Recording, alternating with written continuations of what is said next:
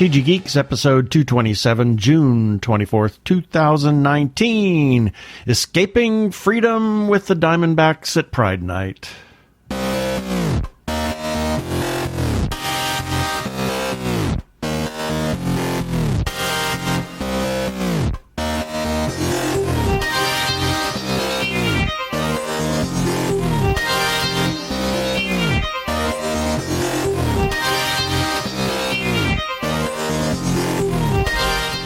Hello and welcome to another webcast from tggeeks.com, where Ben and Keith, the Two Gay Geeks, talk about all aspects of geekdom and nerdery. Sci-fi, comics, film, horror genre, you name it, we talk about it. I'm Keith Lane and we're coming to you from TG Squared Studios in lovely Phoenix, Arizona. Is that all you're going to say? That's it. Wow. And I'm Ben Nothing Raggington. snarky to say today. No, I suppose not. And I'm Ben Raggington coming to you from, I have nothing else to add to that, Phoenix, Arizona. Because we had nothing to do this weekend. We just relaxed. Yes. Other than this episode. Yes, this was a rather unusual weekend for us. Yes. So we're just going to get right on to the show. Prepare for hyperdrive. Meanwhile, in the Hall of Episodes, the Two Gay Geeks are discussing this. Well, this time we've got a wrap-up of our Pride celebration for the month of June with an interview with Edd Blott and Patrick D. Green about their new film, Escaping Freedom. We have our birthday shout-outs, as always, our featured podcast of the week, and we have our feedback, which is quite lengthy this time. And we've got some things to talk about in the second segment, and you notice I said Pride Night at the Diamondbacks. We went to that, so we're going to talk about that as well as a couple of other things. And then we have our regular shout-outs that we always do kind of interspersed in the show, and we're going to just start with the interview now.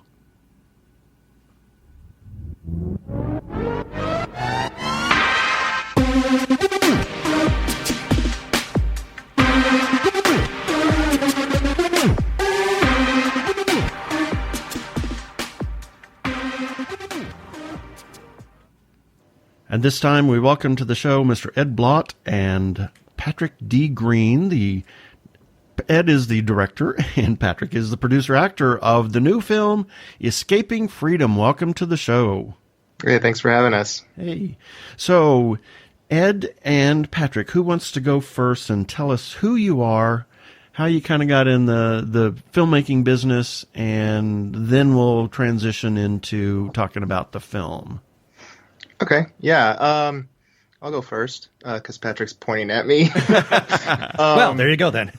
So, getting into film, gosh, well, I always have been in love with the arts since a child. My grandfather, actually, he was actually a pharmacist as a vocation. He had a pharmacy out in Colfax, but I always knew him as a painter. Oh, and he was my best friend, and he saw that I was fascinated with painting and just the arts in general, so he just kind of kept nurturing that. And then it was in about high school when I saw a film, Grand Illusion is the name of the film, and I just realized, like, oh my goodness, like, film is such an incredible medium. It is. And yeah, that's when I decided that's what I wanted to do. As a career. That's great. I've always been fascinated by film. I do still photography and mostly black and white, so it's one of those analog, of course, you know. Yeah, but I would have to say, but I would say the film on moving motion picture film is absolutely an incredible medium. And not to mention the fact that it's a marvelous way to tell stories. But if you really know what you're doing, I mean, sometimes I've seen some art films that, you know, it doesn't matter what the story is. I can just really enjoy the way it looks because it can just be a visual piece of art. Wonderful. So, Patrick, how did you get into producing and acting and all of that? Were you a child actor? Well, I was a very shy child, to be quite honest, Uh-huh. and I found my way into the theater in, I think, middle school, and just found that that was a way of kind of expressing things that I had trouble expressing as a child. You know, you could get up on stage with a playwright's words in your brain and say it and use your emotions in that way, and so I just kind of fell in love immediately, and did theater throughout school, and after that. My parents wouldn't really pay for a degree in the theater arts, so I went into social work and did that for a long time, but eventually found my way back into acting and putting a focus on film acting. Cool. So that's what I've been doing, and producing is just a means to an end, really. Well, of course, yeah. Yeah. It gives you an opportunity to produce something that you're going to act in.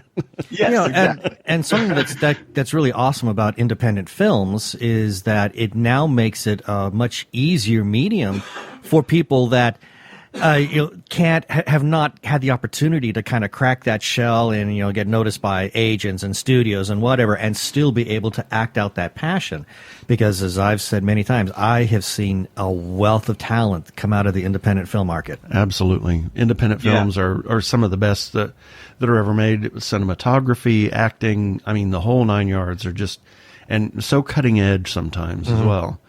So tell us about Escaping Freedom, because we are in the middle of Pride Month here, as of this recording. But tell us about this film.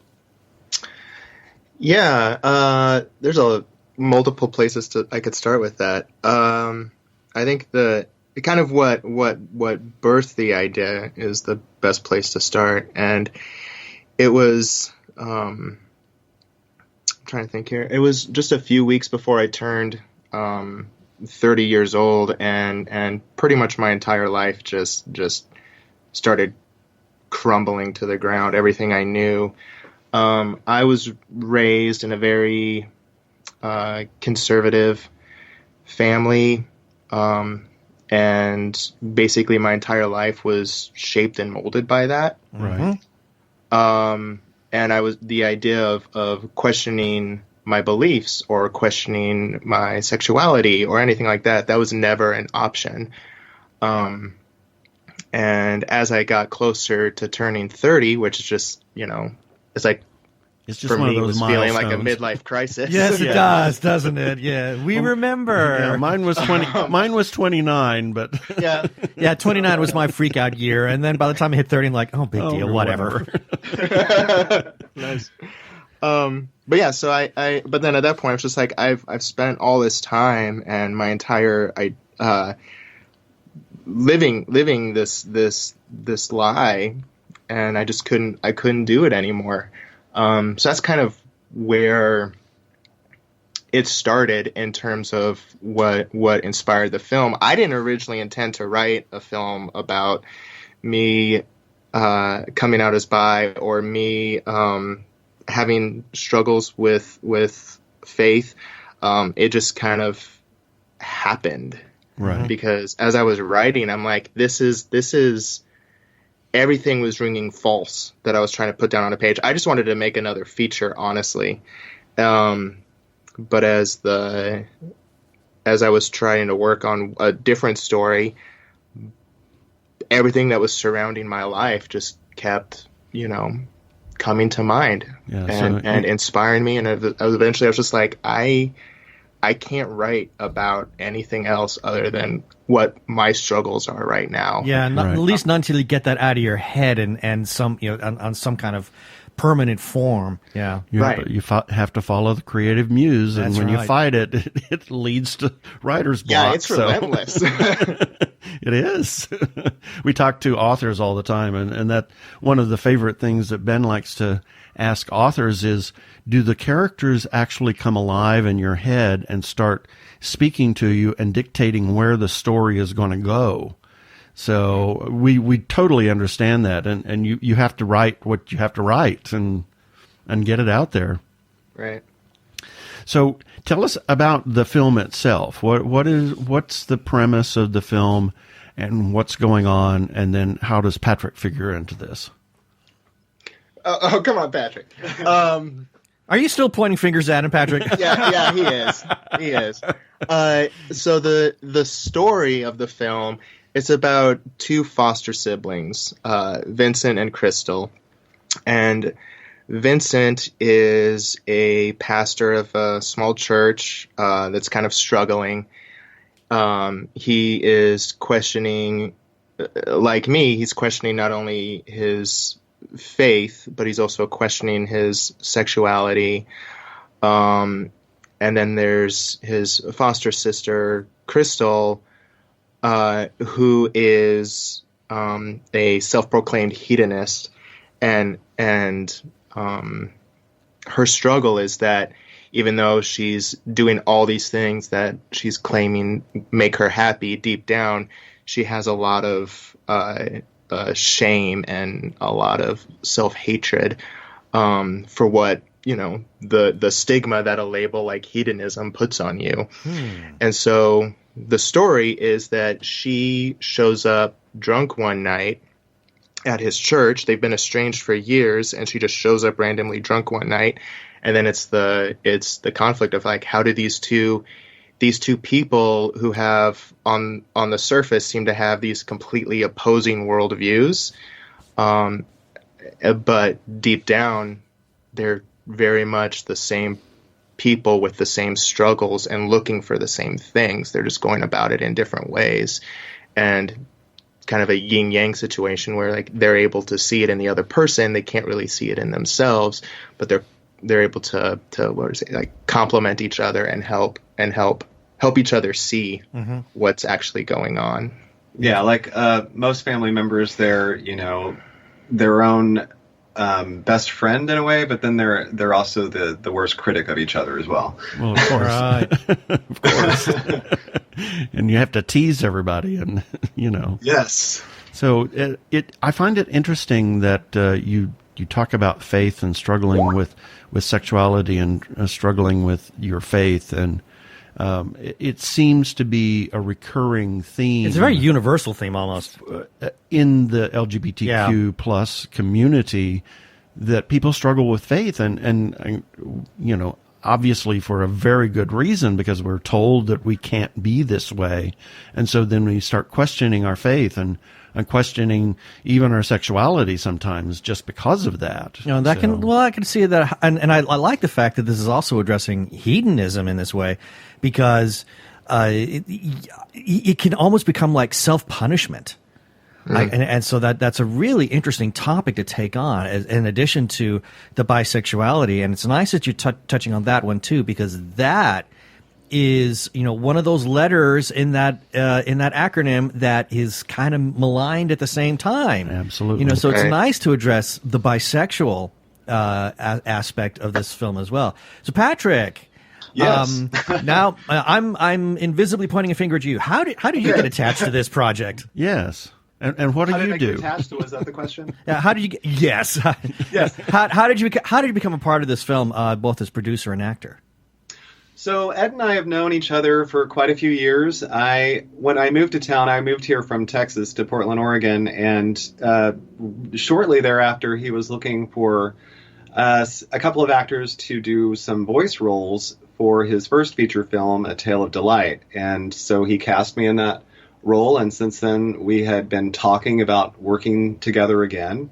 And once he started having kind of the beginnings of this idea for Escaping Freedom, we decided a good way to kind of determine backstory and work on character and figure out the relationship between director and actor in this project was to do a web series. So we did 6 episodes called Letters.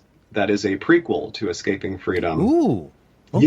Yeah. And then decided that, yes, we're going forward with a feature, and just to help things move along and, get the project off its feet with the crowdfunding and all, I decided I should be a producer as well. Oh, cool. Very nice. I like the idea of the multi-platform. That can be really beneficial. Absolutely. It can kind of flesh out some things and then put the film on its feet to stand up and run at an early rate too, especially if the YouTube element of it is getting already some kind of recognition. Then you've already got your audience right there to hopefully carry that into your crowdfunding situation. So, so how long? In terms of the making of this movie, I'm assuming that it is now in its completed state, still working on it. Where is it at right now? As of, what is it, last week, the movie's finished. Nice. Yeah. And we're excited. We've been doing this thing for 3 years now, 4 years, something like that. And how do you? Yeah, it's kind of a surreal moment right now. How do your credit cards look after Oh dear 3 God! years? Yeah, they're all maxed Overlook out. that question. You don't want to know. Somebody told us once, he says, the reason that independent filmmakers only make one film is because they've maxed out all their credit cards and they have no more money. That's it. Yeah, That's pretty true. Yeah. something we can relate to very well. Exactly. Yeah, we got a podcast. We know. Yeah, I'm trying to make this thing get off the ground and do its thing, you know. We spend Yeah. tons of money and make It's a none. passion. So it is finished. What is the plan now? Is it something you're going to take to film festivals? Is it something that you have a deal in the works to release it, or what's the plan at this point? Right now we're just starting to submit to festivals. We've already submitted to a few. We're going to just kind of keep it going. We have a strategy on which festivals we're going to go to first, and then just kind of see where adapt as things as we see what happens with those submissions and Right. stuff. Cool. You said this was a feature. How roughly how long is the film? 2 hours 32 minutes. Whoa! Wow. Yeah. That's- Okay, you're approaching Avenger length now. I'm impressed. The original cut was Over 3 hours. yeah, it was over 3 hours. The Wow. original cut. Okay, this ever gets released on home video, you've got plenty of bonus material now. Yes.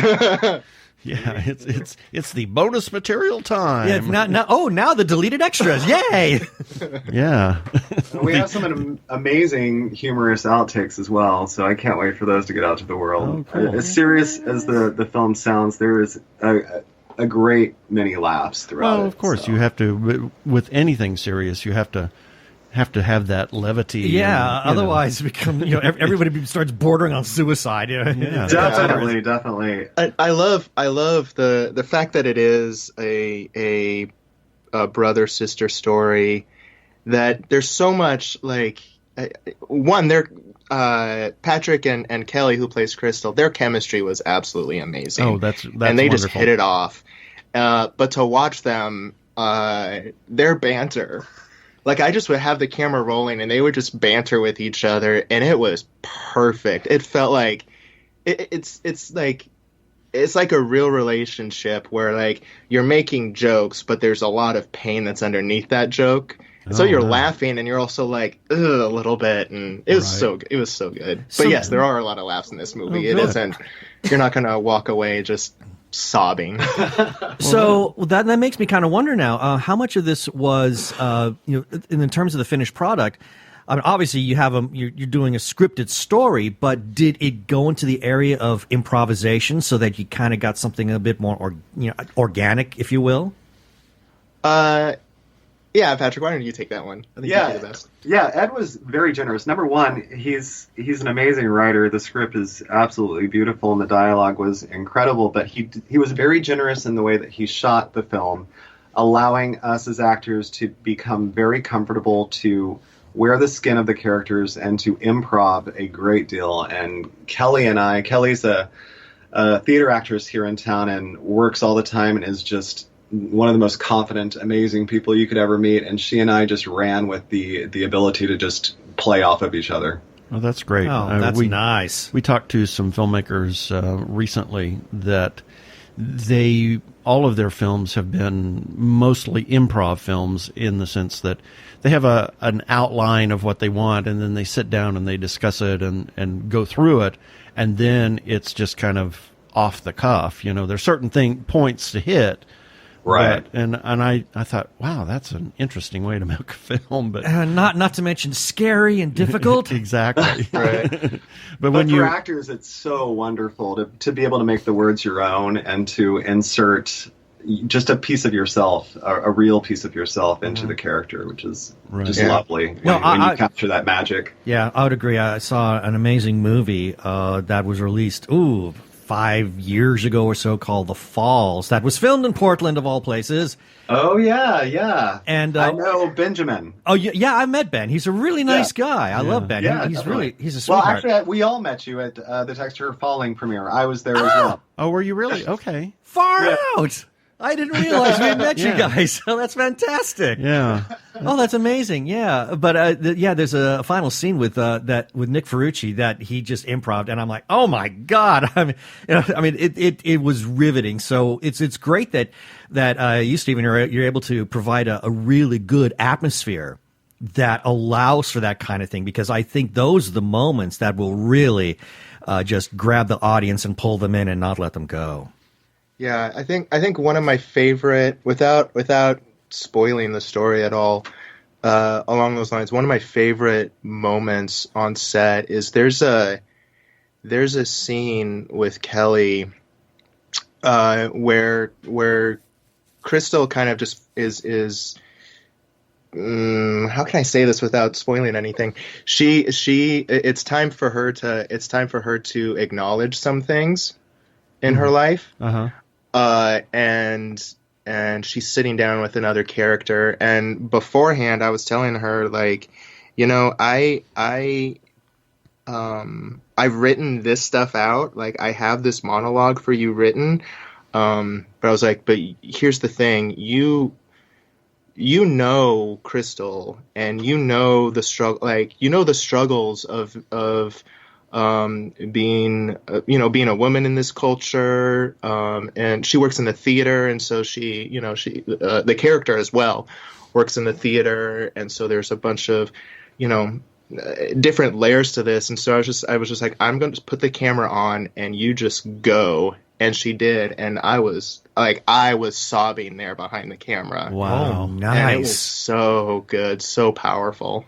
Well, that's great. I'm excited about I'm excited film. about this. Yeah. Now, I got to ask, Patrick, before we wrap up, was there anything that you were able to personally bring into the role as well that allowed you to give that character even more honesty?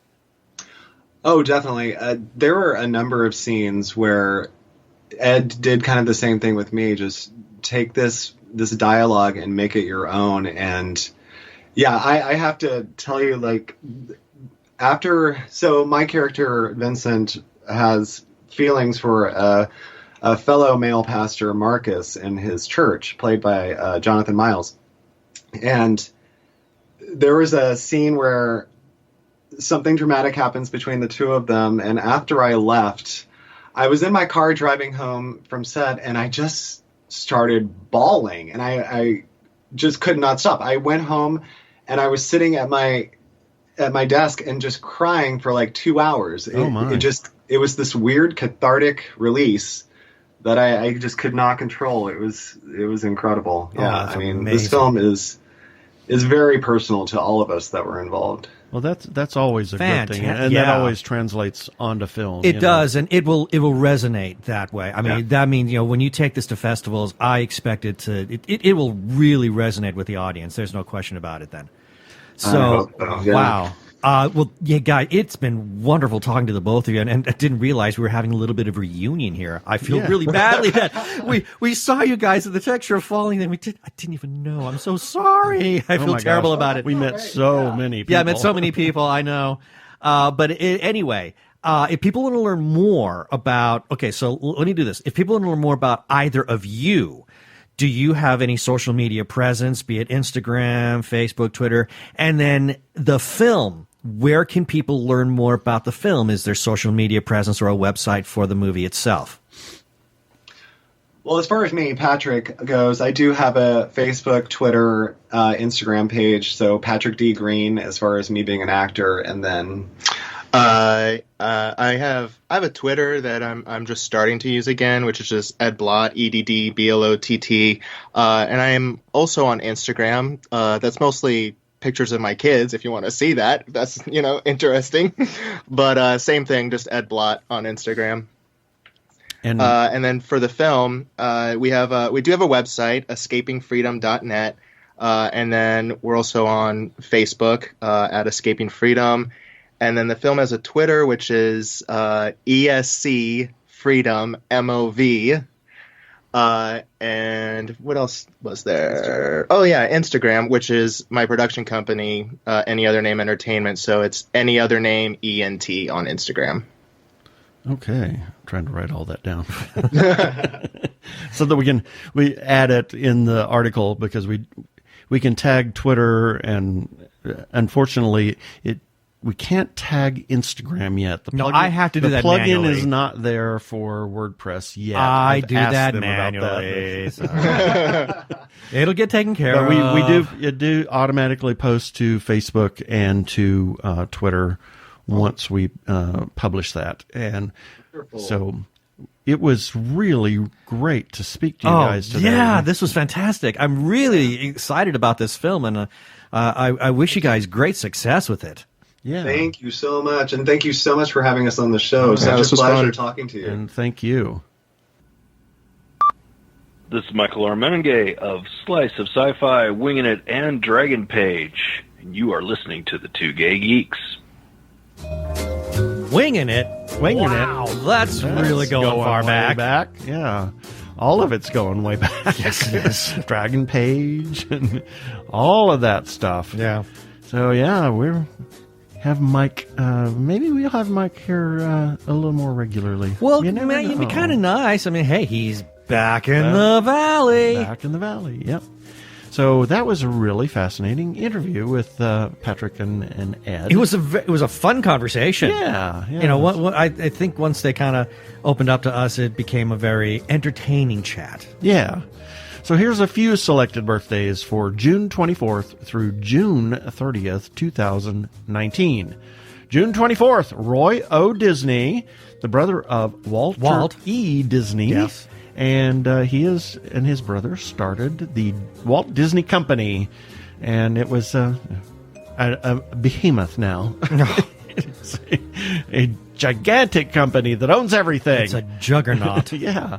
Also on June 24th, Dietrich Buxtehude.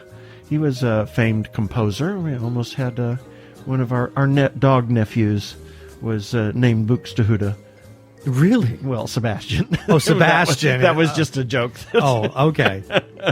That Brendan threw out. Says, well, we could call him Buxtehude. Anyway, on with the birthdays. Wow. Also, June 24th, Mick Fleetwood, Mariah Lane, my niece, and former coworker Kent Lilly. June 25th, George Michael, Anthony Bourdain, George Orwell, and we put Anthony Bourdain in here because he was just a really great guy, and because we always run spots for suicide prevention, and it really is a shame that it's such a tragedy that we lost him to suicide. Absolutely. Also, June 25th, George Orwell, Carly Simon, Antonio Gaudi, who's famed La Sagrada Familia in Barcelona. Barcelona. And June Lockhart, Sidney Lumet, and Thelonious Sweetleaf, a.k.a. Dillo. In Berlin. Yeah. June 26th, Peter Lorre. Yes. And Charles Messier. Or Charles Messier, I should say. There's no S on the French name, right? Well, not when it's not at the end of the name like that. No, Charles Messier. Yes. Otherwise, if they just didn't pronounce the S, it'd be Charles Merrier. Yeah. Anyway, ignore me, please. Yes. So he was a famed astronomer. So he was the one that classified the sizes of stars. The Messier. What do they call that? I'm sure I don't know what you're talking about. Anyway. Also, Lord Kelvin. Boy, it was pretty cool under the collar there. Pearl Buck. George Herbert, who was the 5th Earl of Carnarvon. He was actually the one that subsidized all of Howard Carter's digs in Egypt. Also, the one that was supposedly cursed by the mummy curse and killed or died in Egypt. Anyway. Also, there's a real bunch of really weird birthdays this time. So also on June 25th, Joseph DeCrue, who was a painter, and his self-portrait is the one that everybody uses as a meme on Facebook. He's the guy with the hat kind of pointing with yes. the, hey, yes, that's Joseph DeCrue. That's his self-portrait. And Claudio Abbado and Sean Hayes. June 27th, Helen Keller, Tobey Maguire, Bob Keeshan, also known as Captain Kangaroo. Captain Kangaroo. He was also Clarabelle. Yes. For Howdy Doody. Yeah, and J.J. Abrams, Vera Wang, Matthew Lewis, and Christopher Hayes Brown, a Facebook friend of ours. June 28th, Elon Musk. How appropriate. Yeah. That you ran Michael earlier, because Elon Musk is like the man crush for Mike Meningay. Exactly. Mel Brooks, Kathy Bates, Pat Morita, Felicia Day, Alice Krieg, Richard Rogers of Rogers and Hammerstein? Yes, absolutely. And John C. Dorhauer, who is the conference minister, or not conference, but the general minister and president of the United Church of Christ. He just got renominated, if I'm not mistaken. Renominated. He is actually such a proponent of inclusivity, and I mean, he's just a wonderful human being. So, happy birthday, John. June 29th, William Gary Busey, who got his start in Tulsa, Oklahoma. Mazeppa, the Uncanny Film, Mazeppa's Uncanny Film Festival and Camp Meeting. And who did he play? He played Teddy Jack Eddy. So actually, he was Teddy Jack Eddy in a band, and that's how he kind of. I didn't know that. He was also his other character was Sprunk or something on Mazeppa.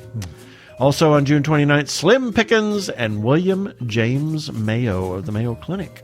June 30th, Lena Horne, Florence Ballard, who was one of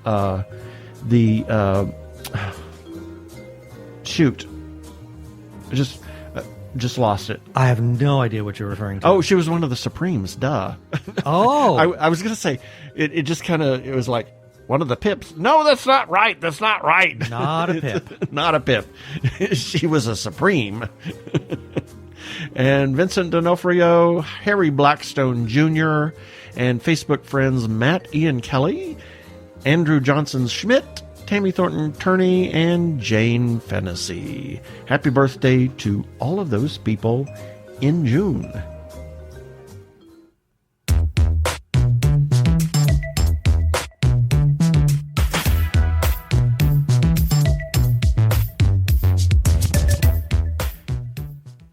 Technorama, the podcast for geeks, because geeks are better than cool. You don't hear someone say, "Get away from me, you cool person." Who's gonna have their 65-inch home theater system installed by the Cool Squad? Not me, that's for sure. How much cool cred do you have? Not enough to care about. Think you'll find any canned unicorn meat at thinkcool.com? It's just a part domain name. They don't even have roadkill in a paper cup. That's why you need to start listening to Technorama, because that's what geeks do. Go to chuckchat.com and listen to Technorama before you turn cool.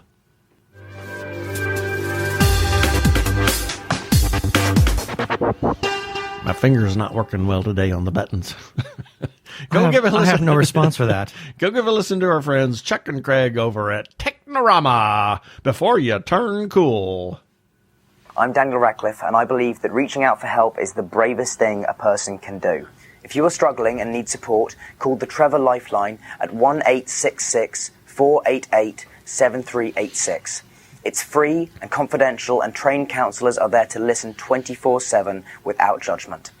To learn more about the Trevor Project's life-saving work for lesbian, gay, bisexual, transgender, or questioning young people, go to thetrevorproject.org.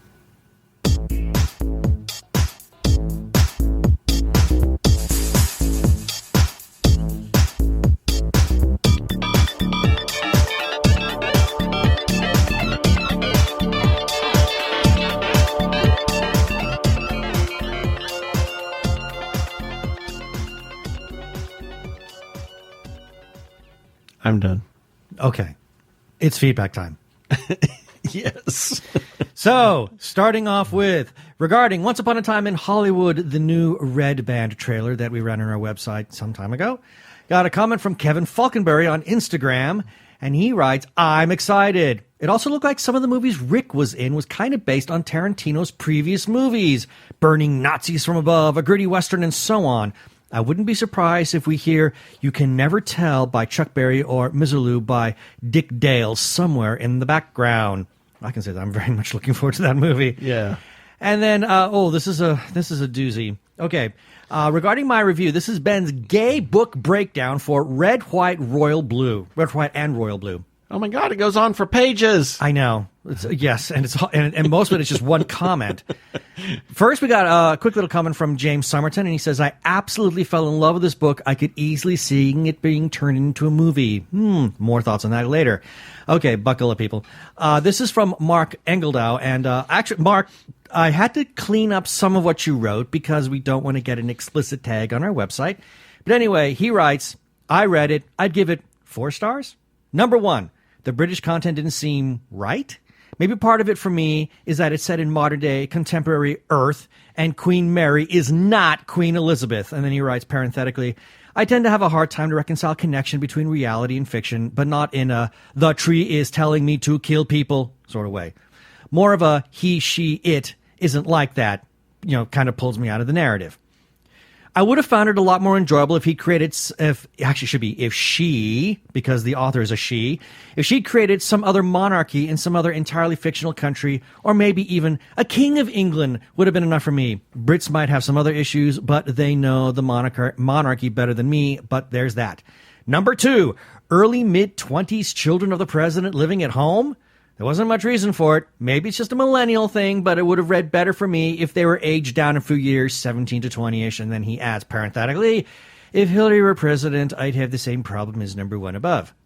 3, the sex. If it wasn't so explicit, I think this book would have made a pretty good young adult. It read like a young adult. It felt like a young adult. Then bam, expletive, me. And is it just me? But is there a tendency for the MC of the book to always be the dominant? Generally, I found it to be a good, enjoyable tale. I have my quirks and things that bother me. They might not bother others, or they might be more articulate and organized in explaining them. And then he lastly says, if I recall correctly, Berlanti, as in Greg Berlanti, optioned the movie rights. So I'm looking forward to that. Well, I have a response. Regarding the Queen, I put forth the thought that perhaps instead of Elizabeth ascending to the throne, maybe it was her sister Margaret. But given how the monarchy, they like to change names to something that sounds a bit more regal than perhaps Margaret's name. Maybe they change it to Queen Mary. So from that point on, the entire history would have split off from what we know in terms of children, marriages, etc. As for the sex content, yes, this book does read like a young adult, but the sex, while it's not exactly explicit to the point where it becomes erotica, it is a bit blunt. However, I should point out that just last night, Keith and I were at a bookstore changing hands here in Phoenix, and it turns out the publisher does not want that book sold in the young adult section, wants it sold in the adult romance. So there you go. And I should also add that none of this took anything away in terms of my enjoyment. And yes, Berlanti has optioned the book rights. I have learned that the movie rights right now are in some sort of development hell. So there you go. As with always, anything that gets optioned, Yeah, well, the guy has the opportunity to go to development hell. I did some digging, and right now, yes, they got the development rights for to do this with Amazon Studios, but right now it's a matter of can they get the funding to actually make it. Right. And then once they do that, then they has to go through, hiring all the people, being cast, people behind the cameras, etc. So that's where it all is kind of like languishing at this present time. Yep. And if you want to comment on anything that we produce, whether it's the content on the website, whether it is on this podcast or anything, you can leave a comment for us. put it on Facebook because everything publishes to Facebook, everything publishes to Twitter, and everything publishes to Instagram. So there are those But not everything options. publishes to MySpace yet. Well, not Yet. everything, no, yet. And you can also go to tggeeks.com where everything publishes, period. And you can receive a shout out on a future episode if you leave a comment. We also have a listener feedback line, and we want to hear from you if you want to leave a voicemail, and you can do that, and we'll play that on air. You can call 469-TG-GEEKS, that is 469-844-3357, and as always, please play nice.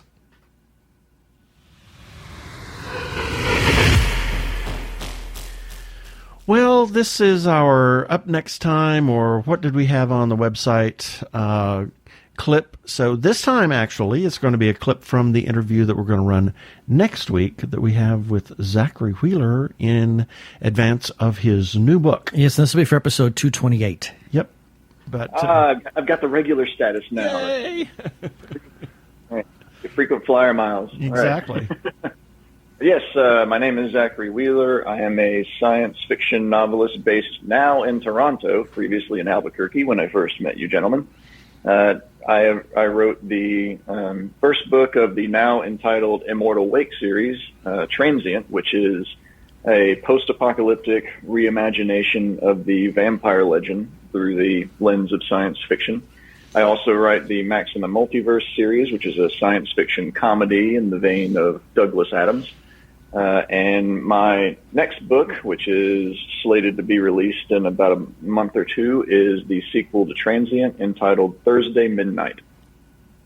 And that was his little intro there, so we're going to run that next week.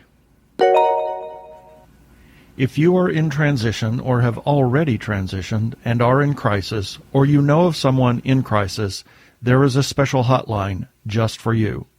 The hotline is provided by translifeline.org and staffed by specially trained counselors who are transgender themselves. The hotline in the U.S. is 877-565-8860. In Canada, it is 877-330-6366. Or you can go to the translifeline.org for more information about the important work they are doing. Please reach out for help. Yeah, baby. They're like two gay geeks. They're together, you know. They're two gay guys and they're geeks. Is that okay?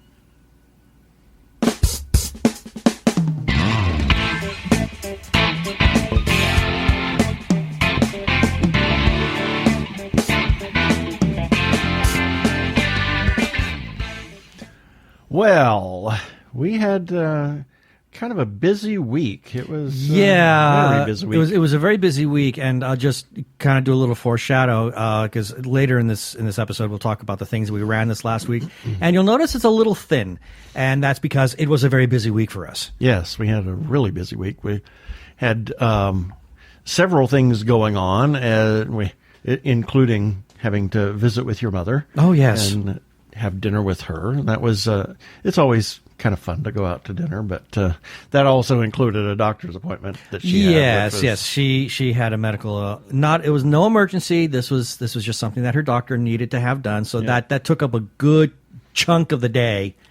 Yeah. And then we we published an article of, our 5 years in existence. Yes. Happy birthday to us. Yes. We have been doing this podcast for 5 years now.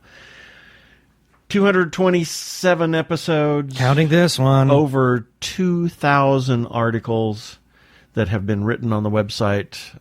Did you actually count that? Well, the WordPress keeps a does. of how published nice. Articles. That's convenient. Yes. I did not count them all, no. I thought you were just guessing at one point. No. 2,000? 2,000 articles. Goodness gracious, years. that is a lot. That is a lot. So we've had lots of help along the way. You can read that article by going to tggeeks.com and looking up the celebrating 5 years of tggeeks.com. That was we got a lot of comments on that and a lot of people congratulating us. Doing a podcast for 5 years, it's become a lot easier, but Or maybe we just got our second wind. Maybe, you never know, because a lot of podcasts fade after about 5 years, if not sooner.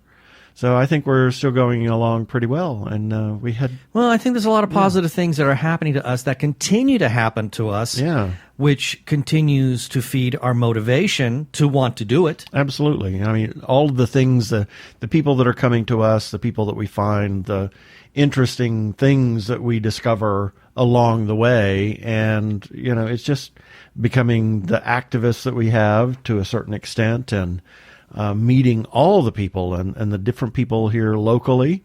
Speaking of, on the day that we published our 5-year anniversary, they released the Echo magazine article on us. Yes, that was a bit early because we were originally told that it was not going to be out until like the July issue. Well, it is the July issue. It is the July issue. It's just early. The way their publishing schedule is. Okay, so let's explain this then. The Echo magazine. So Echo magazine is the local LGBTQ plus community magazine that's been, they've 25 years, I think. Been in existence for a long time. 20 or 30 years. 30 years they're celebrating 30 years. So they've been out there. I remember Echo magazine when I first moved here 25 years ago, the first time. And it was a thriving magazine then, but it's only gotten better, and they have an online edition of it now. And we were approached by one of their freelance writers and asked if we wanted to be interviewed for Echo magazine as a feature. She pitched it to the magazine's editor and thought it was a good idea. Yeah. So you can take a look at that. You can go to echomagazine.com or pick up a local here in Phoenix, Echo Magazine, and look at the hard copy. We'll have a link for that in the show notes for this episode. And I just want to add that if there was ever a reason for people to go visit the website, tggeeks.com, this is a good one. Because it allows you to be able to see not just the interview we did with the interview that we did with Echo Magazine, but it also will give you an opportunity to read a very interesting article that Keith wrote about our 5 years in existence. It's a lengthy article, but it's necessarily so, because there are a lot of high and low points that needed to be addressed to kind of show where we came from, how we got to where we are now. Yeah, certainly over the 5 years, there's been a good amount of frustration for any number of things, from technology to hosting companies to, everything. So, but we have overcome those and very happy with it. We got a bunch of comments. That's probably going to be a feedback-a-palooza, I think. It might be just on the just 5 on year. the article alone. Yeah. But again, I can't emphasize enough the importance of. I know that there are some people who only listen to this podcast who don't go to the website, just as there are people who only go to the website and only read the articles that are there. If you really want to get a full package of what the Two Gay Geeks are all about, it's really good to kind of do both. We'd like it if you did both. Listen to the episode and go to our website at the same time. It's great because there's some really interesting content that we share there.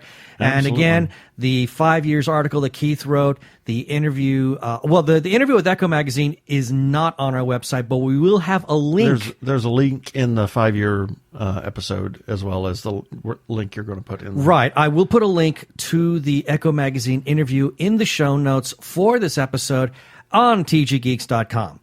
And now you have some numbers to share. Yeah, we've got, let's see, our numbers that we have right now as of today. Drum roll, please. Put us solidly in the top 6%. I mean, granted, it's 6.9%. But it's still a 6. Yeah. And this is out of the top 30 million websites that are tracked by Alexa.com. That's rising rapidly to the top. Yeah, 2083714 is our number out of those 30 million. And then if you add or just take the top 15 million, because about 50% of the websites that are tracked are in the U.S. Traditionally, the top or all of all the websites, I think it is 47% are in the U.S. and the rest of the websites that of the 1.2 billion or 1.6 billion websites are outside of the U.S. So I took just a rough number of 15 million, and out of the 15 million, we are in the top 5%. So at 733-100. So that's where we are today.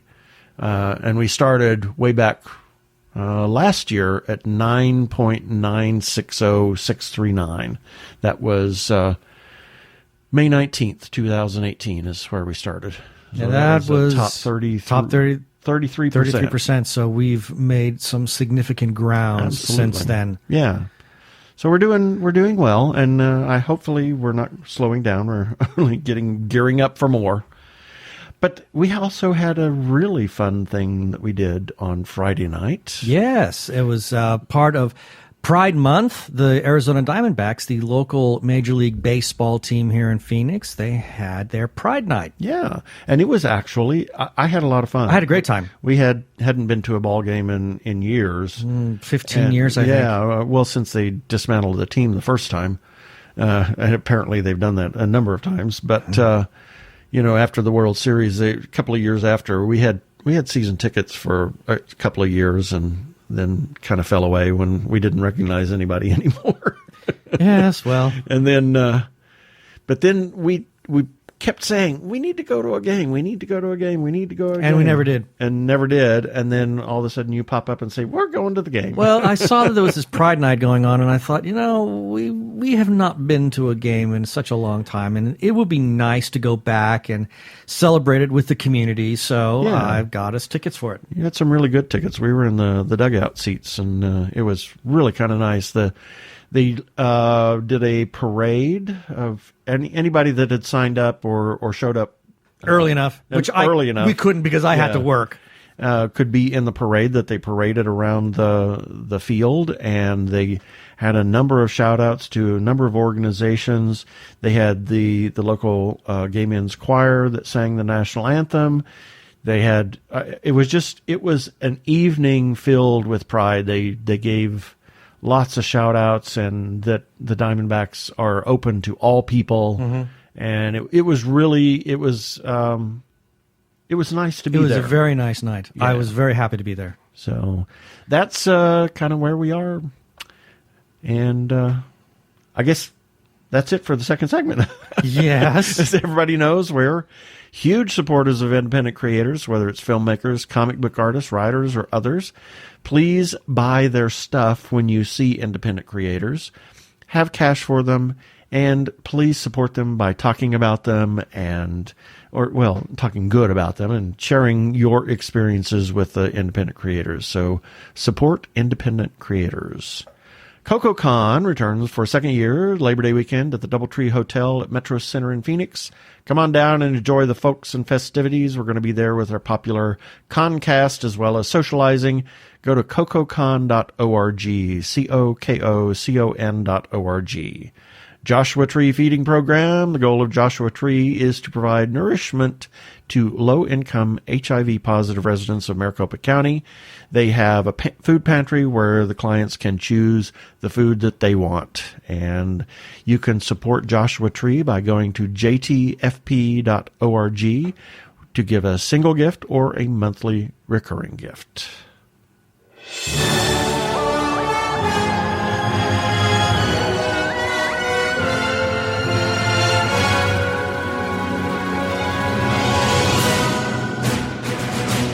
Ben's are going to give us a rundown. I'm going to ran it down. Yeehaw. A rundown for what we published this week. Starting with Sunday, June 16th, Dr. Zombie, Monster Family Physician number 53. Also, a movie review, 5B, a timely reminder that not all heroes wear capes. That's a really good movie, especially in light of this being Pride Month. On Monday, June 17th, TG Geeks episode number 226. On Tuesday, the 18th, Genie's Yaps, Restaurants on the Road, Caserio in San Antonio, Texas. On Wednesday, Al Sparrow has his affectations. He does a review on the DC streaming series Swamp Thing. And then on Thursday, the 20th, celebrating 5 years of tggeeks.com. Also, Jeannie's Yaps, Restaurants on the Road. Saltgrass Steakhouse, also in San Antonio, Texas. Oops. Yeah, she was rather scathing in that review. Was she really? Oh, my Lord. I haven't read it. She hated it. Okay. Moving right along. Friday the 21st, News Sushi number 67, morsels of news from Japan and beyond. And lastly, on Saturday the 22nd, the Karaoke Chronicles, Laughlin's The Dance Club, and that is from Russ Kazmierczak, and that is what we ran this last week. Yeah, you can find all these things at tggeeks.com, as well as entries on our Facebook page. Please visit and comment.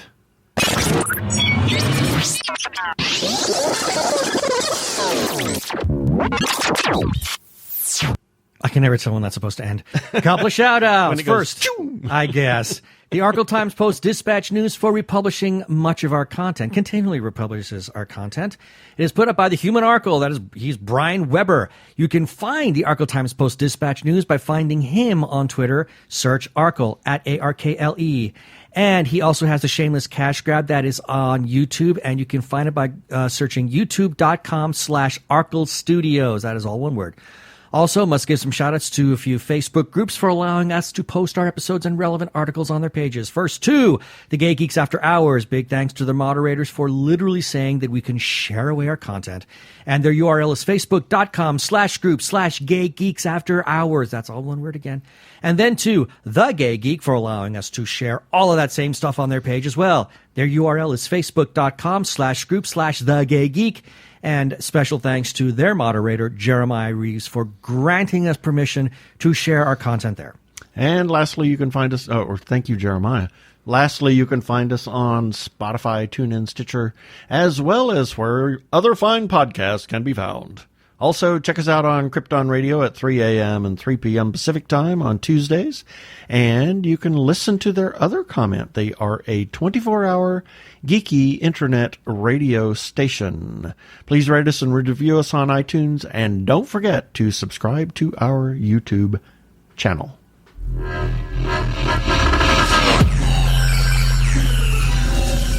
Did you notice my podcast voice come out there for a moment? Yes, I did. Okay, that should do it for this episode of TG Geeks Webcast. Be sure to check out the article for this webcast episode. We're going to have several links on the page of things that we talked about. And remember, you can comment on our Facebook page or our website, tggeeks.com, or you can leave us a voicemail at 469-TG-GEEKS. That is 469-844-3357. From TG Squared Studios, I'm Keith Lane. Thanks for listening. Please be kind. Peace. Cheers.